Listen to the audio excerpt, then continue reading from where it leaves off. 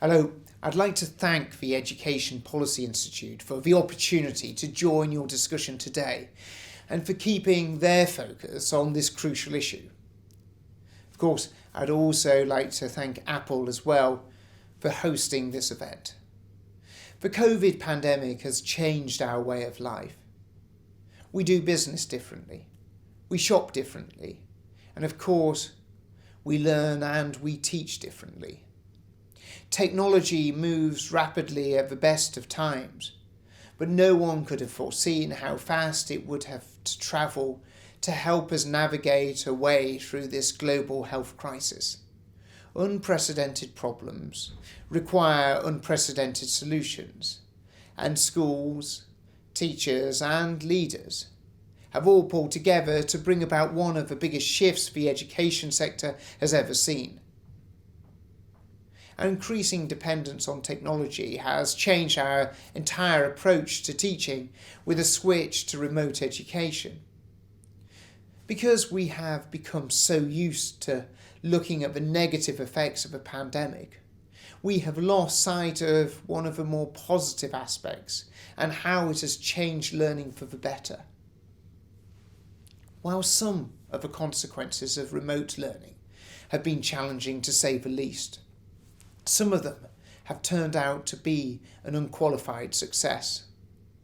First, I must start by congratulating the teachers and school leaders who've made it so, and who've worked so hard and so fast to transfer their curriculum into a series of lessons and materials that can be applied remotely as well as to the classroom. Schools are now routinely delivering high-quality teaching for up to 5 hours a day to children who are learning at home. This is giving them a better chance to keep pace with what they would have been learning if they'd been in school. This pandemic has certainly brought communities closer. As teachers and parents have often had to work together, I'm sure both have a far better grasp of what the other has to contend with as a result of this experience. This rapid shift in teaching methods means teachers have built up a wealth of experience to help make remote education smoother and more effective. For instance, schools are now delivering recorded or live teaching online as a matter of course, with time given for pupils to work independently to complete assignments. I know most teachers have probably produced their own materials to support remote education, but there is also a wealth of extra resources teachers can call on. I'm sure you're all familiar with the Oak National Academy lessons. These recorded video lessons were assembled across a broad range of subjects and age ranges by teachers coming together. Oak Academy is one of the many examples of the additional help that is out there from textbook publishers, digital teaching tools and training providers. This has been another standout success in an otherwise grim pandemic landscape, but it will be giving an enduring and invaluable legacy that future generations of children will be able to benefit from.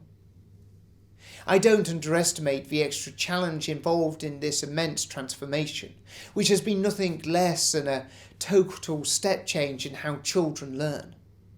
I want all school leaders to know that they are not alone in adjusting to this. Any school can get immediate free support at Get Help with Remote Education on the gov.uk website, as well as free access to digital education platforms and devices.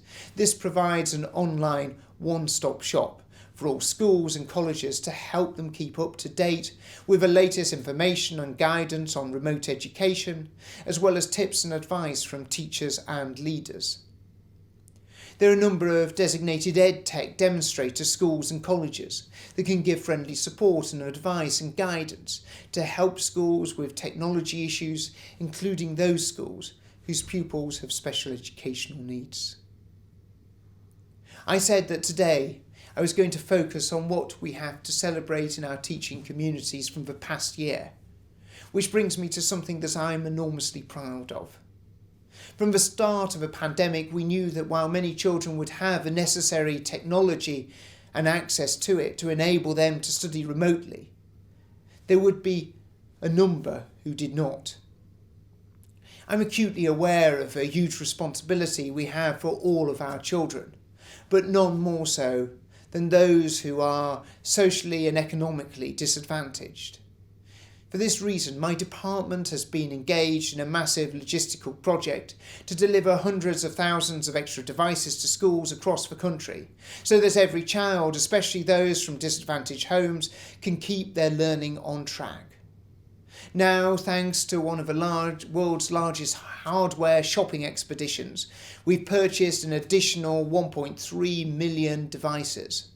Of these, we've already delivered an additional 800,000 laptops and tablets, and nearly 240,000 have gone out to schools since the start of this month. We're also working with the country's leading mobile network operators, enabling schools to request free data uplifts for disadvantaged families. And this really signals our vision for the future of technology and education beyond COVID, making sure that digitally agile teaching becomes the standard and not the exception, and that we continue to stretch ourselves to make the most of what technology can offer us. I know that for EPI, today's event is just one of a series of conversations that you are having with the sector. But it's an important conversation, because it's not just about looking at where we are today, but making sure that we take advantage of what we've learnt today to make sure it is fit for the future. For us, the future of technology needs to be that continued conversation. And I welcome your insights on how we work, how we can work better and together to keep it going, but making sure that we're delivering real change where it is felt in our schools by the pupils who are learning. When we eventually move on from this pandemic, we will be able to look back with huge pride at what we were able to do for our pupils and students, despite the extreme challenges posed by the COVID pandemic. Remote education has been a major achievement, not just for the children of today, but for all of those in the years to come, in the revolution in learning that it will bring.